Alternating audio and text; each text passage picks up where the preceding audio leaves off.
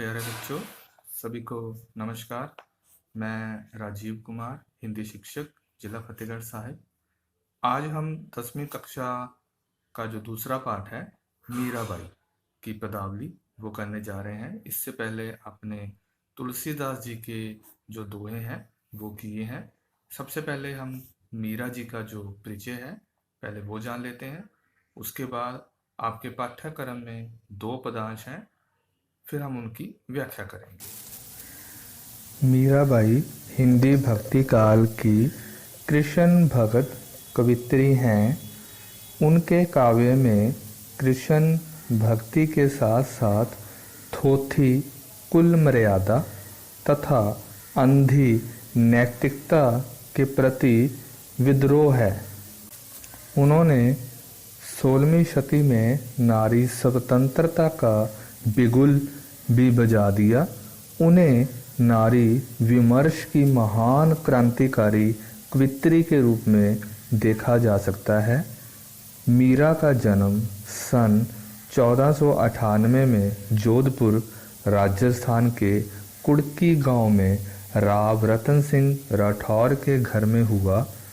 बचपन में ही माँ के निधन के कारण इनका पालन पोषण इनके दादा दूदा जी ने किया। मीरा के दादाजी श्री कृष्ण के भगत थे। उनकी कृष्ण भक्ति से प्रभावित होकर मीरा बचपन से ही श्री कृष्ण भक्ति में लीन हो गई। मीरा का विवाह मेवाड़ के राणा सांगा के सबसे बड़े पुत्र भोजराज के साथ हुआ, परंतु विवाह के कुछ वर्ष बाद ही यह विधवा हो गई। इस दुखद घटना ने मीरा को संसार से विकृत कर दिया, मतलब उनका संसार से मोह भंग हो गया। वैधव्य होता है विधवा का जीवन, ने भक्ति के संस्कारों को पल्वित किया। तो उस समय जब ये संसार से इनका मोह टूट चुका था, तो इनके अंदर जो भक्ति के संस्कार थे वो पैदा हुए, मतलब बड़े। और मीराबाई उस समय के राजघरानों की मर्यादा को छोड़ साधु संतों के बीच रहने, मंदिरों में कीर्तन करने और नाचने गाने लगी।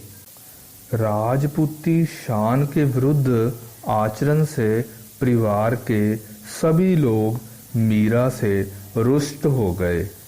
रुष्ट होता है नाराज।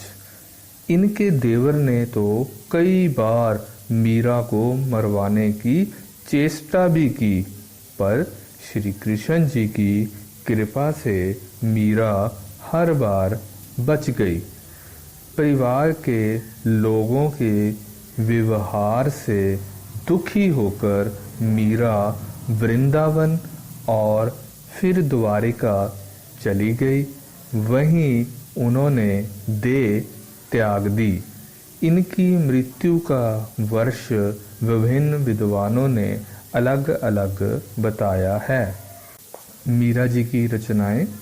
मीराबाई की राग गोविंद, राग सोठा के पद, नरसी जी का मायरा, गीत गोविंद की टीका तथा मीरा की पदावली, ये रचनाएं मानी जाती हैं।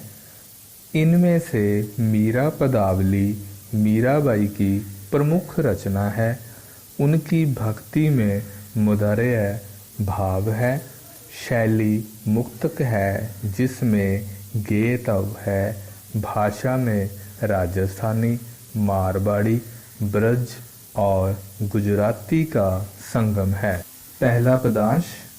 बसो मेरे नैनन में नंदलाल, मोहनी मूर्ति सावरी सूरती, नैना बने विशाल।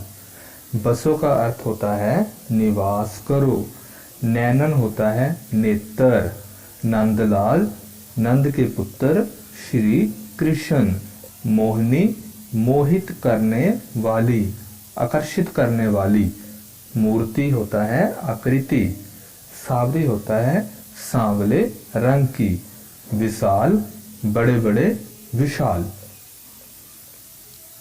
तो मीराबाई जी कहती हैं कि हे नंद के पुत्र श्री कृष्ण, आप मेरे नेत्रों में निवास करने की कृपा करो।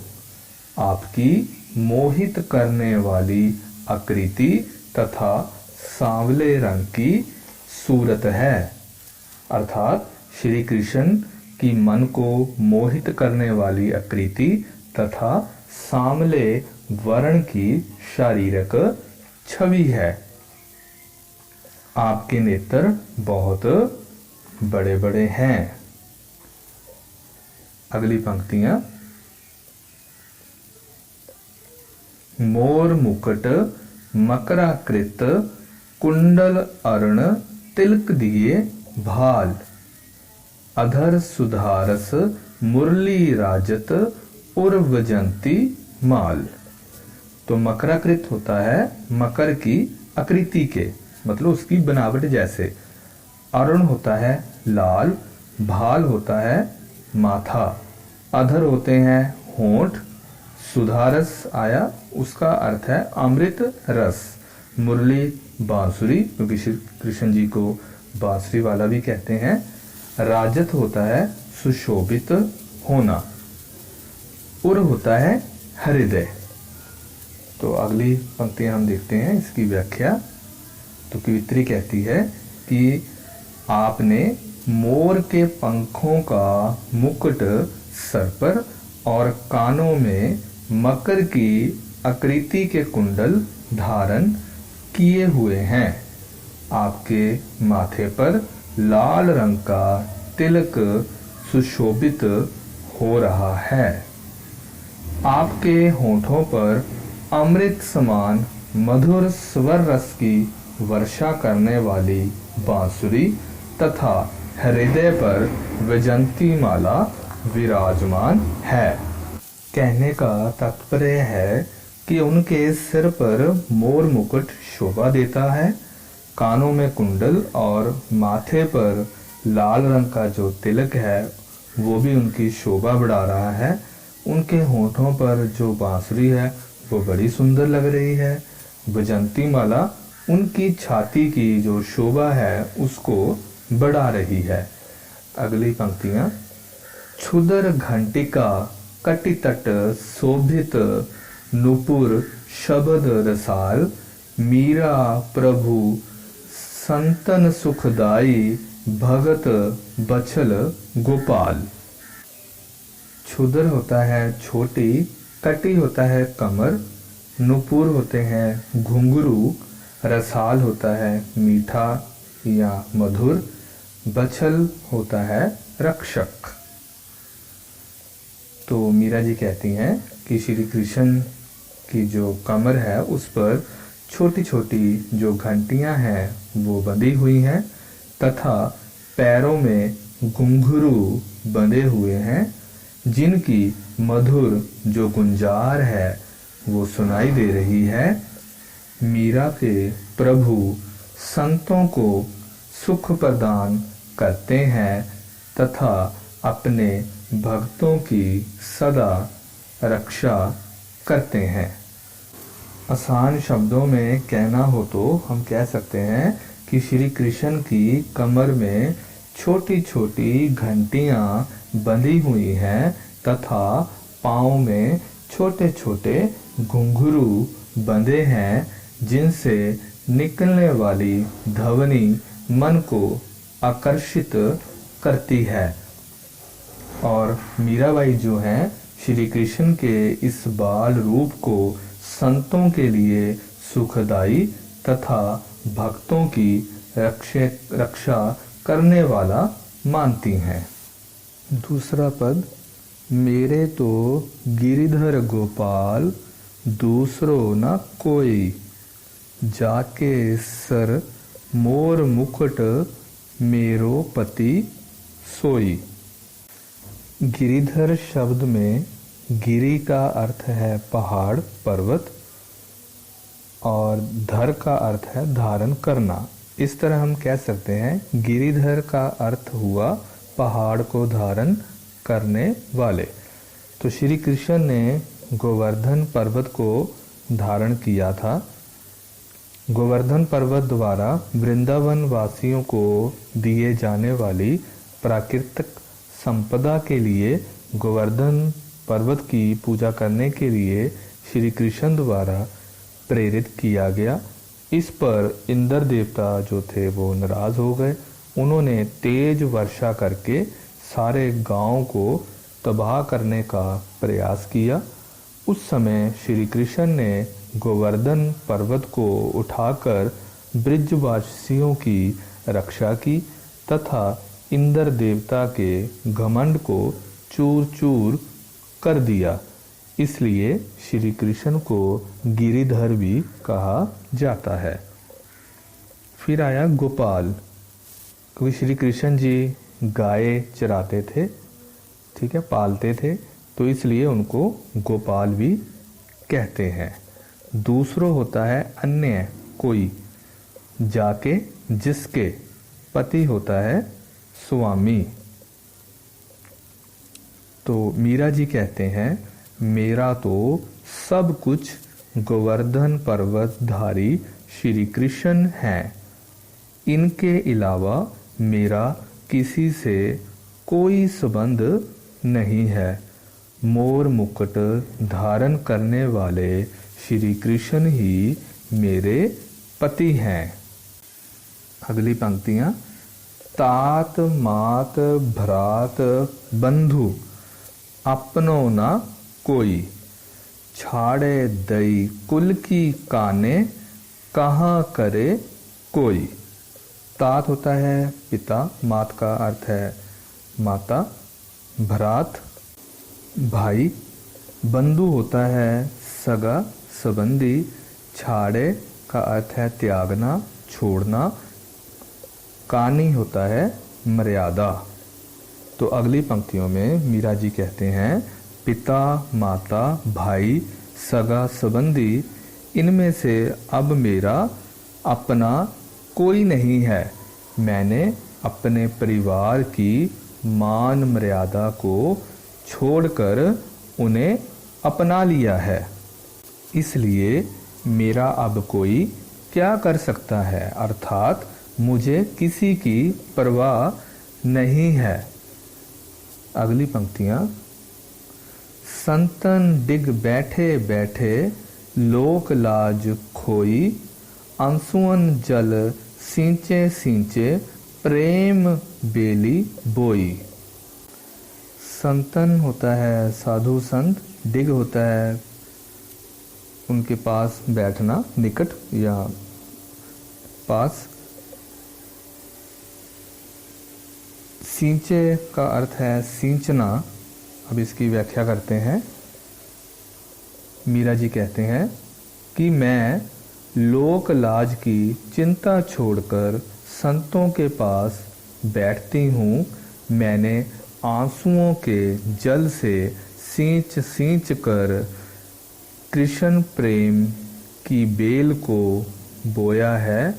अभिप्राय यह है कि श्री कृष्ण के प्रति मीरा के मन की प्रेम रूपी बेल का विकास हो चुका है। अगली पंक्तियां, अब तो बेल फैल गई आनंद फल होई। तो मीरा की प्रेम बेल पर श्री कृष्ण से मिलन रूपी आनंद का फल लग चुका है। तो मीरा जी कहती हैं कि अब उसे किसी प्रकार से भी नष्ट नहीं किया जा सकता। अंतिम पंक्तियां, भगत देख राजी भई जगत देख रोई, दासी मीरा लाल गिरधर तारो अब मोही। तो इन पंक्तियों में राजी का अर्थ है प्रसन्न, जगती होता है संसार, तारो का मतलब होता है उद्धार करना, भला करना, मुक्ति देना।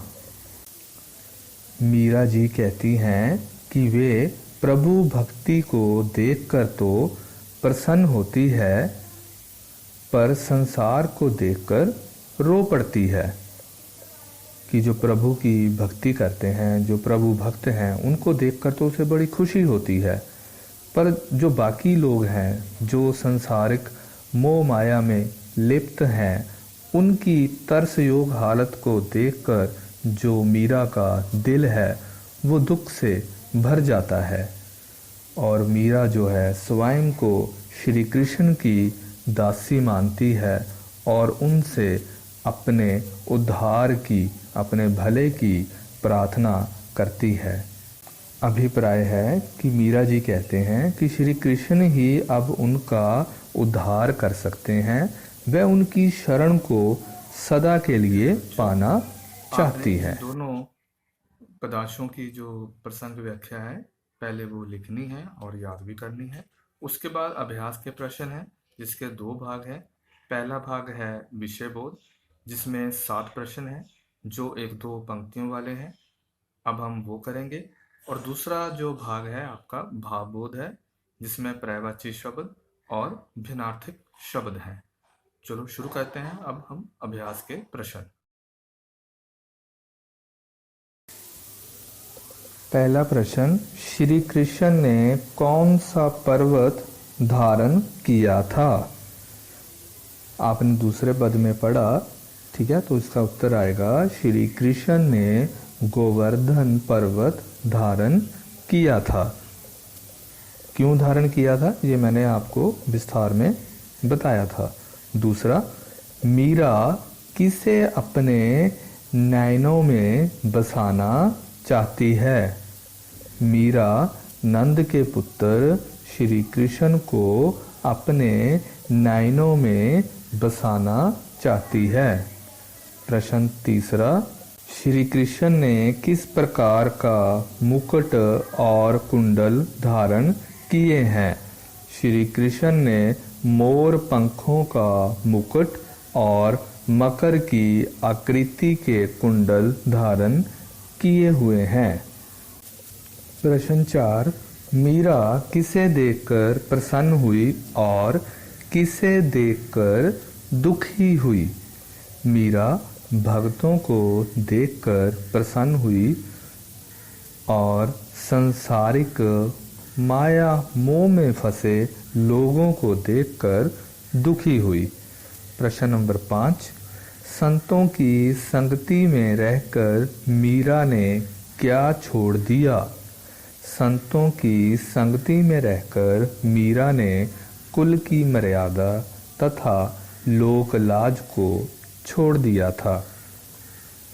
प्रश्न नंबर 6, मीरा अपने आंसुओं के जल से किस बेल को सींच रही है? मीरा अपने आंसुओं के जल से श्री कृष्ण के प्रति अपने हृदय में विद्यमान प्रेम रूपी बेल को सींच रही है। आखिरी प्रश्न, पदावली के दूसरे पद में मीराबाई गिरिधर से क्या चाहती है? मीराबाई ने गिरिधर को अपने पति के रूप में स्वीकार कर उनसे चाहा है कि केवल वे ही उसका अब उद्धार कर सकते हैं। वह अपनी शरण को सदा के लिए पाना चाहती है, मतलब वह उनकी जो शरण है उसको हमेशा के लिए पाना चाहती है। दूसरा जो भाग है वो पदार्थों की प्रसंग व्याख्या है जिसको हम कर चुके हैं। अब इसका जो ख भाग है भाषा बोध, उसके भी 2 आगे प्रश्न है। तो पहला है पर्यायवाची शब्द, वो करते हैं। सबसे पहले है भाल। भाल होता है मस्तक, ललाट, माथा, कपाल। प्रभु को हम भगवान, ईश्वर, परमेश्वर, जगदीश आदि बहुत से जो नाम हैं उनसे पुकारते हैं। आगे है जगत। जगत का अर्थ होता है संसार, दुनिया, विश्व, भुवन। अंतिम है पर्यायवाची शब्द वन। वन का अर्थ होता है जंगल। कानन, विपन, अटवी। दूसरा प्रश्न, भिन्नार्थिक शब्द हैं उनके अर्थ लिखने वाक्यों में प्रयोग करना है। मतलब जो भिन्नार्थिक शब्द दिए हैं पहले आपने उनका अर्थ बताना है, फिर उसका वाक्य बनाना है। तो पहला जो शब्द है जोड़ा है, जो युग्म शब्द भी इनको बोलते हैं, कुल, कुल। कुल का अर्थ होता है वंश, खानदान। ठीक है, जैसे श्री राम का जन्म रघुकुल में हुआ था। कूल होता है किनारा। ठीक है, जैसे गंगा नदी के कूल पर बहुत भीड़ होती है। दूसरा जो युग्म है कटी, कटी। कटी का अर्थ होता है कमर। जैसे हमने व्याख्या में पढ़ा था कि बाल कृष्ण की कटी पर, मतलब कटी होती है कमर पर, छोटे छोटे घुंघरू बंधे हुए थे। कटी का मतलब फटना। उसकी कमीज नीचे से कटी हुई है। प्यारे बच्चों, आपने सभी पदांश और जो अभ्यास के प्रश्न हैं वो करने के बाद अगर आप मीराबाई के बारे में और अधिक जानना चाहते हैं, उनके बारे में जानकारी प्राप्त करना चाहते हैं, तो आप YouTube पर भी मीरा जी के जो पद हैं वो सुनकर आप उनका आनंद ले सकते हैं। इसके अलावा कृष्ण भक्त कवियों में सूरदास जी और रस खान जी के बारे में आप YouTube पर सुन सकते हैं, जिससे आपको जानकारी भी मिलेगी और सुनकर आपको बड़ा आनंद भी आएगा। धन्यवाद।